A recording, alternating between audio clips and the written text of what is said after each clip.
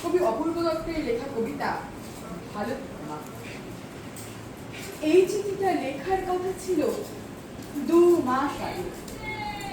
জানোই তো মা, লিখতে গেলে খাম পোস্টকার্ড লাগে। আমি কি আর পোস্ট অফিসে একলা যেতে পারি? আমার যাওয়া বলতে কেবল পল্লবীদের বাড়ি, তাও ভাগ্যিস 1 পাঁচিলে, খুব উঁচু নয়।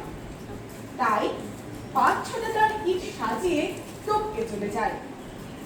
ছোড়দাকে রোজ বলতে বলতে আজকে হলো দয়া, জোড়া শালিকে দেখলাম বলেই দিনটা এত পয়া।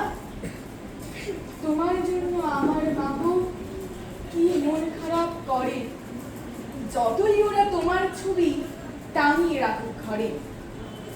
তাতে কি আর মন ভরে না? সত্যি বলছি, শোনো, ছবির মাকে আদর করে, গল্প শোনায় কোনো। বাবা বলে তোর মা গেছে দূরে, অনেক দূরে, এই ধরে নে শিমুলতলা কিংবা মধুপুরে।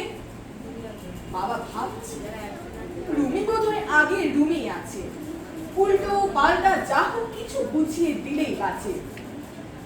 জানি না এই চিঠি তোমার হাতে পড়বে কিনা, তুমি তো আর আসবে না, তাই আসতেও ইচ্ছে না। একটা কথা চুপি চুপি লিখছি তোমার শেষে, তোমার রুমি ভালোই আছে, তার সে নিজের দেশে।